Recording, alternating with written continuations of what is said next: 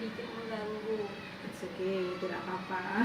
Iya, jadi Bu, tujuan kami datang ke sini menemui Ibu adalah untuk sedikit mengobrol gitu ya, berbagi pengalaman. Jadi nanti kami memohon pada Ibu untuk memberikan solusi-solusi atas apa yang kami tanyakan. Jadi tujuan kami datang kemari adalah terkait modul 3.1.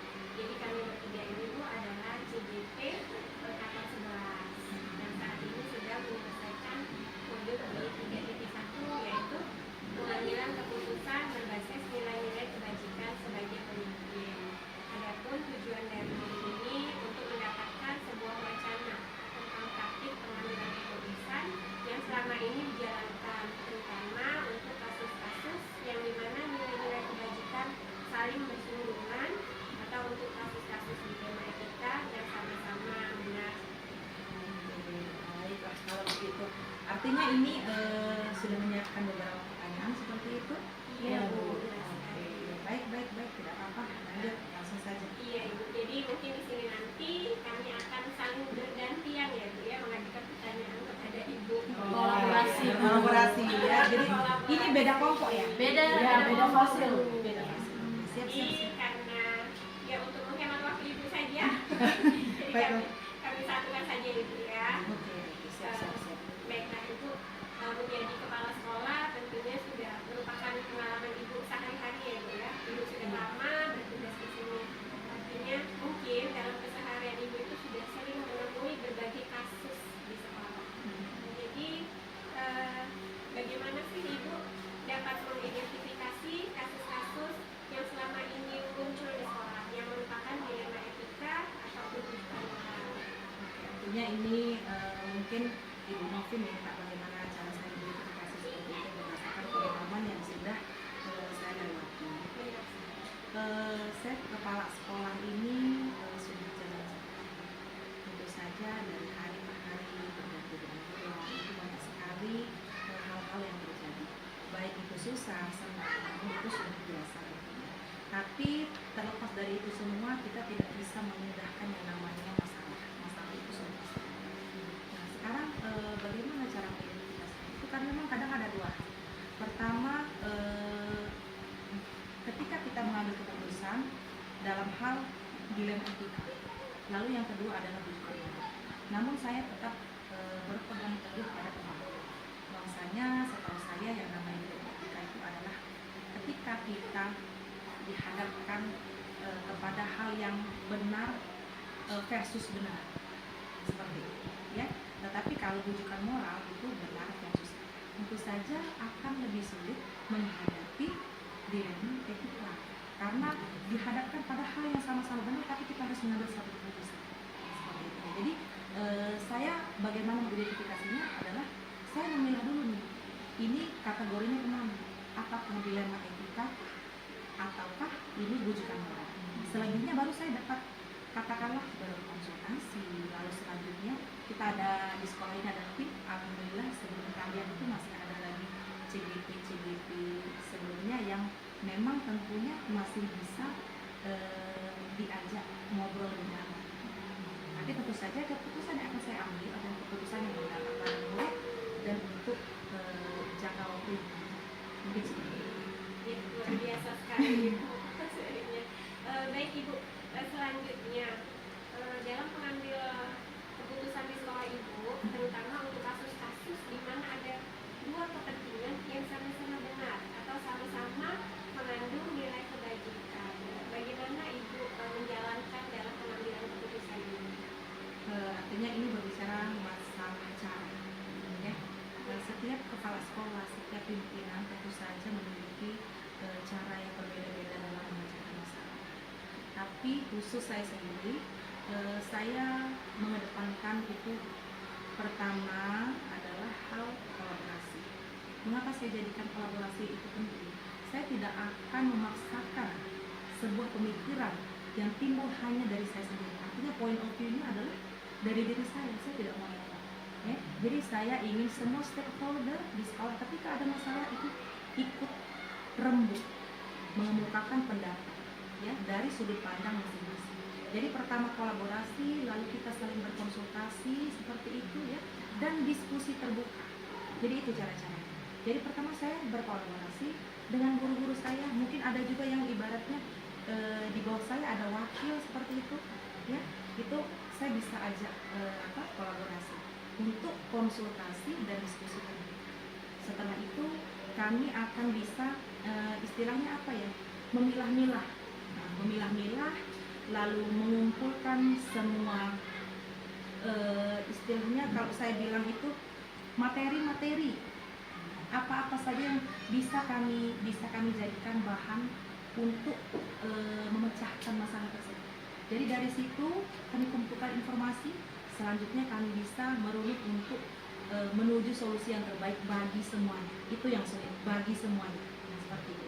Luar biasa sekali.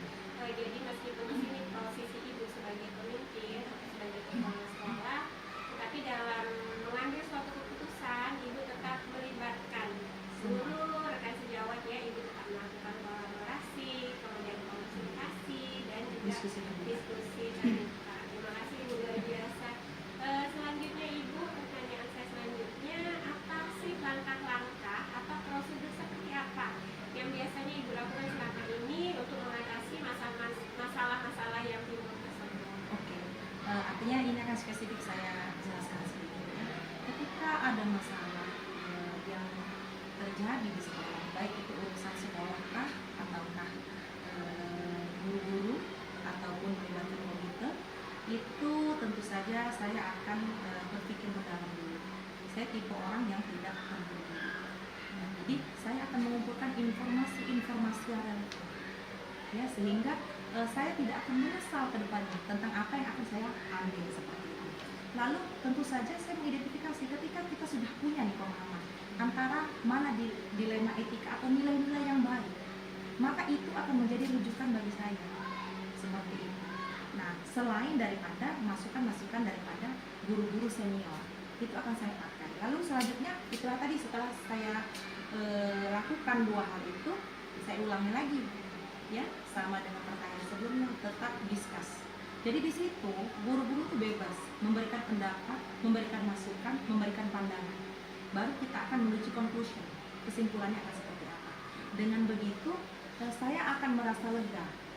Artinya semua stakeholder terkait itu betul-betul dilibatkan. Nah, ketika sudah mendapatkan keputusan yang bersama-sama kita ambil, artinya di situ juga akan full tanggung jawab. Di situ juga ketika keputusan itu sudah diambil bersama-sama, akan dipertanggungjawabkan juga bersama-sama seperti itu. Luar biasa sekali ibu, langkah-langkah yang ibu sampaikan tadi benar-benar luar biasa ya. Bisa berpikir mendalam, mengumpulkan berbagai informasi, kemudian melakukan identifikasi. Benar sekali ibu ya. Jadi ketika semua langkah-langkah sudah kita laksanakan dengan baik dan pada akhirnya keputusan sudah kita ambil, mudah-mudahan pada akhirnya tidak akan ada penyesalan ya, karena pada saat pengambilannya itu sudah sesuai dengan prosedur. Bahkan pada saat ibu memutuskan pun sudah dirasakan rasa lega seperti itu ya. Jadi tidak ada beban yang dirasakan. Baik ibu, luar biasa sekali. Terima kasih atas waktunya sudah menjawab pertanyaan-pertanyaan saya. Ini selanjutnya teman-teman saya. Masih ada. Karena teman-teman saya ini juga membawa Pertanyaan yang sama. Mungkin ada pula yang akan disampaikan nanti. Nah, silakan Ibu Lydia, apa yang menjadi unek-uneknya silakan dilanjutkan dan Baik, lanjut. Baik Bu, selanjutnya yang akan memberikan pertanyaan. Pertanyaan selanjutnya setelah Ibu menjelaskan tentang langkah-langkah Ibu dalam pengambilan keputusan, yang ingin saya tanyakan Bu, hal-hal apa saja yang selama ini Ibu anggap efektif dalam pengambilan keputusan terhadap kasus-kasus dilema etika? Oke, baik, terima kasih. Ini berdasarkan pengalaman ya, karena saya bilang tadi saya adalah pribadi yang sangat preparationnya full, saya sangat memikirkan segala sesuatunya seperti itu. Dan itu masih dalam proses dilakukan terus ya. Jadi pun saya mengambil keputusan itu tentu saja tidak akan ada. Saya selalu berpikir secara mendalam. Ya, jadi kalau ditanya nih, kira-kira apa sih yang paling efektif? Adalah berpikir secara mendalam. Di situ, setelah saya mendapatkan atau dihampiri oleh masalah yang harus memecahkan, harus membutuhkan solusi yang cepat, tentu saja saya akan merenung, merefleksi diri dan berpikir secara mendalam tentang apa sih yang saya hadapi ini. Terus ini larinya kemana? Adakah kira-kira pilihan-pilihan solusi yang dapat saya tempuh dengan cepat? Seperti itu. Lalu baru selanjutnya tadi yang kita berkolaborasi, lalu kita berdiskusi terbuka, lalu selanjutnya mengambil keputusan. Jadi kalau ditanya apa yang paling efektif, yang senantiasa saya lakukan ketika mendapatkan masalah adalah refleksi diri, merenung dan berpikir secara mendalam, memilah, memposisikan diri saya. Oh, ini saya berada di posisi ini nih, yang saya hadapi seperti ini. Nilai-nilai apa yang harus tertanam, ya? Apa yang harus saya kedepankan demi kepentingan bersama. Karena kita ini namanya pendidik, sekolah, ya. Memang produk kita ini adalah siswa seperti ini. Nah, jadi itu berpikir secara mendalam itu yang bagi saya efektif sampai detik ini. Baik Bu, jawabannya sangat baik sekali Bu ya, luar biasa ini. Berarti yang Ibu anggap efektif dalam pengambilan keputusan terhadap kasus dilema etika yang Ibu hadapi berpikir secara mendalam gitu ya. Baik Bu, selanjutnya hal-hal apa saja yang selama ini merupakan tantangan Bu? Kalau tadi kan yang efektif, sekarang ini tantangan apa yang Ibu alami dalam pengambilan keputusan pada kasus-kasus dilema etika? Oke, baik. Tantangan itu pasti ada. Tidak ada yang namanya hidup aja kita nggak ada yang susah, senang terus. Pun tidak ada yang susah terus gitu ya. Jadi nggak ada yang gampang. Nah jadi ketika kita dihadapkan dengan persoalan, lalu ada tantangan-tantangan, yang paling sulit sampai detik ini adalah bagaimana kita menyeimbangkan. Seimbang itu susah loh. Menyeimbangkan keputusan kita itu, ya, harus berpihak dan mewakili kepentingan orang lain. Kadang kita namanya manusia itu ada ego. Kalau ego sudah berbicara, tidak akan adil. Nah, maka dari itu menyeimbangkan antara kepentingan individu, kepentingan kita sendiri, kepentingan guru yang mungkin kadang yang namanya guru juga suka berpihak-pihak, ya. Lalu kepentingan siswa. Nah, jadi dari ketiga kepentingan ini mana yang didulukan? Jadi keputusan seperti apa yang sebenarnya bermakna besar? Nah, tentu saja kepentingan yang berpihak kepada diri seperti itu. Nah, jadi hal-hal seperti itu yang saya sebagai pimpinan sekarang masih dilema. Kadang guru minta dibela semua, Bu. Ya. Ya, nah, kadang karena ketika memang kepentingannya tidak terakomodir, marah. Ya, jadi itu kita betul-betul harus adil seadil-adilnya. Tapi tetap kita hakikatnya kembalikan lagi bahwa kita adalah pendidik, kita ini adalah pelayan publik, ya. Tentu saja kita harus mengedepankan kepentingan siswa, ya, harus menjadikan sekolah ini adalah rumah kedua bagi siswa dan harus berpihak kepada anak. Itu saja. Terima kasih Bu, sungguh luar biasa ya Bu. Tindakan yang Ibu lakukan dalam menyelesaikan permasalahan terhadap kasus dilema etika yang sudah Ibu hadapi sebelumnya dan saat ini mungkin ya Bu ya. Masih namanya masalah selalu ada. Nah, pertanyaan selanjutnya ya Bu ya. Apakah Ibu memiliki jadwal tertentu dalam sebuah penyelesaian kasus dilema Bu? Apakah Ibu langsung menyelesaikan saat ada kasus, langsung Ibu selesaikan di tempat, atau Ibu memiliki sebuah jadwal khusus untuk menyelesaikannya dalam bentuk prosedur atau seperti apa Bu yang Ibu lakukan? Kalau ditanya masalah timing ya, dalam timing, jadi itu apakah ada waktu khusus? Sebetulnya tidak ada. Pengennya sih kita sebagai manusia ketika ada permasalahan cepat-cepat. Tapi apakah kita selesaikan cepat itu solusinya juga tepat? Belum tentu. Nah, jadi yang bisa saya katakan di sini adalah saya tipikal yang tidak menunda-nunda masalah, tapi saya tipikal yang tidak terburu-buru. Seperti itu. Jadi kita harus betul-betul selektif. Jadi kalau ada masalah nih ya, sepengalaman saya, itu tadi saya berpikir mendalam dulu. kalau lagi marah nih ya, kalau lagi marah ya, saya kadang-kadang kasih diri saya waktu untuk berpikir itu 1-2 hari. Atau misalnya jengkel kepada seseorang, itu saya kasih diri saya waktu istirahat dulu. Untuk 1 atau 2 hari, jangan dulu si A, si B, si C diajak ngomong. Takutnya apa? Takutnya akan salah berbicara. Nah itu adalah cara saya sendiri. Jadi kita ini sebenarnya nanti ibu-ibu semua akan jadi pemimpin. Ya, nah jadi nanti kalau jadi pemimpin itu kita akan tahu treatment masing-masing untuk diri kita.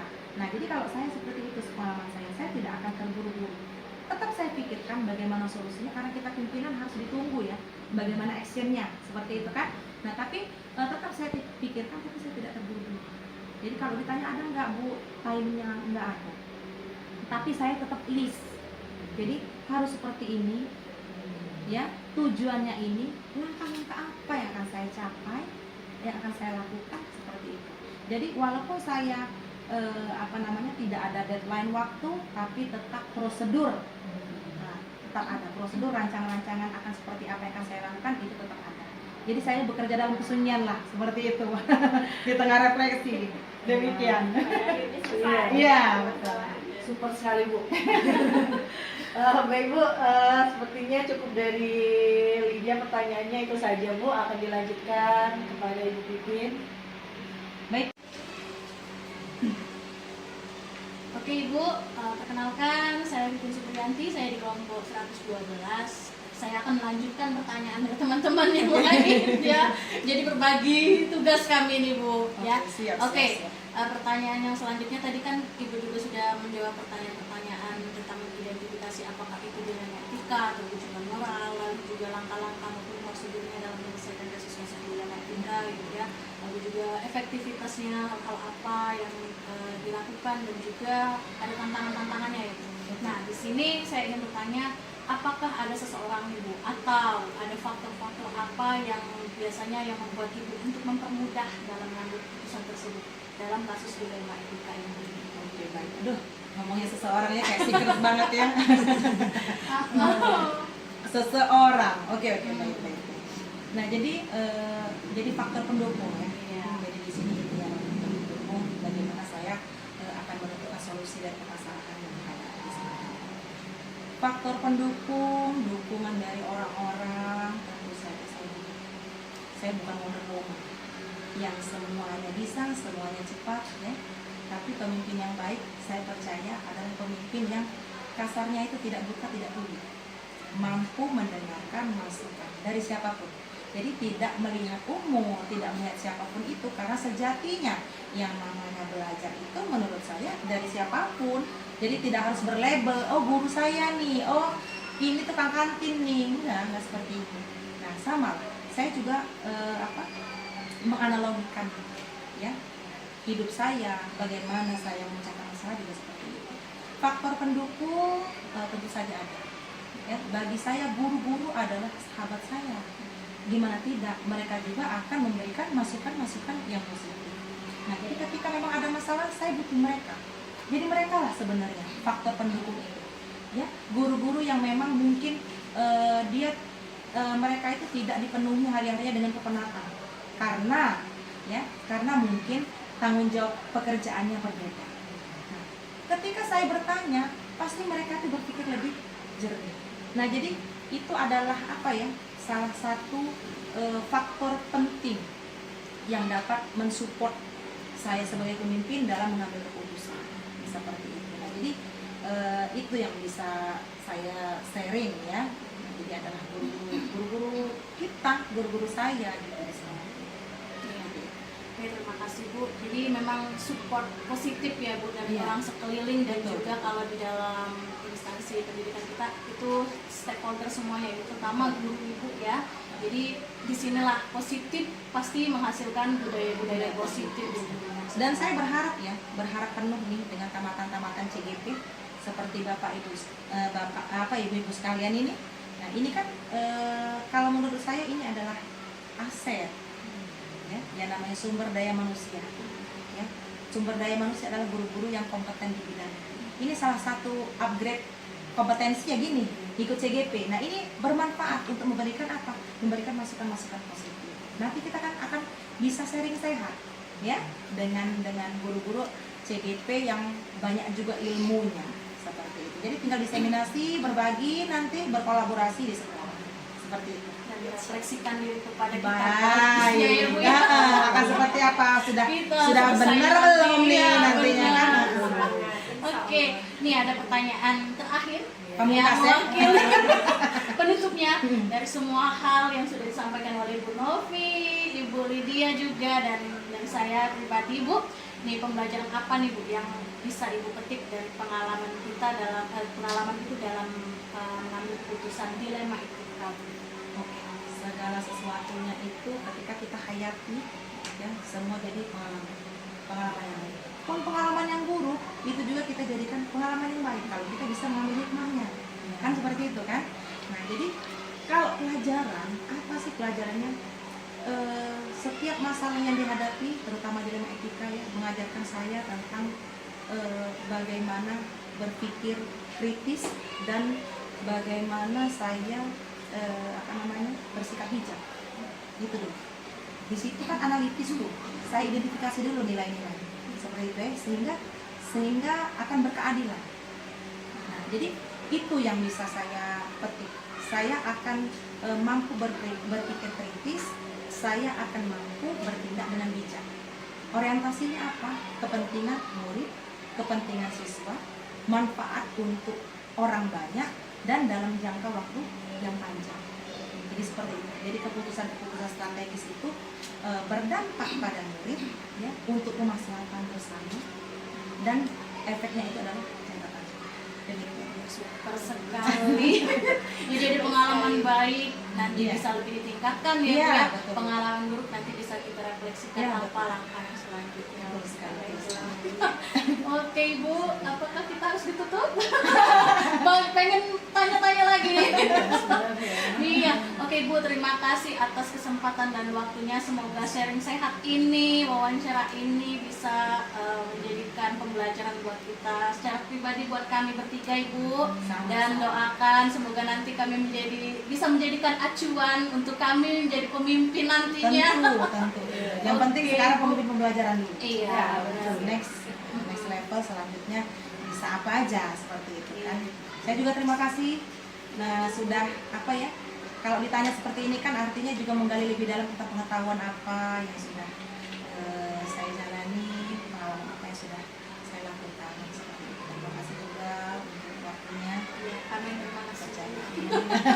Pasti banyak jadwal ibunya. Terima kasih. Terima kasih. Mohon maaf hari ini sudah mengganggu waktu Ibu. It's okay, never mind. Ibunya luar biasa, Ibu masih menyempatkan waktu untuk kami. Mudah-mudahan kedepannya kita bisa terus saling berbagi ilmu bersama, kolaborasi demi kemajuan sekolah ya, Bu. Amin ya Allah. Baiklah Ibu, terima kasih. Terima kasih ya, Bu. Pamit ya, Bu, ya. Wassalamualaikum warahmatullahi wabarakatuh. Waalaikumsalam warahmatullahi wabarakatuh. Sukses ya.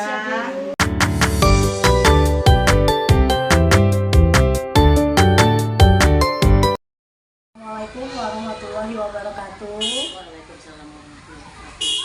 Selamat siang Bu. Siang juga. Maaf sudah mengganggu waktunya. Tidak apa-apa. Perkenalkan, nama saya Lydia. Saya CGP Angkatan ke-11. Dalam rangka menyelesaikan tugas saya dalam demonstrasi kontekstual modul 3.1.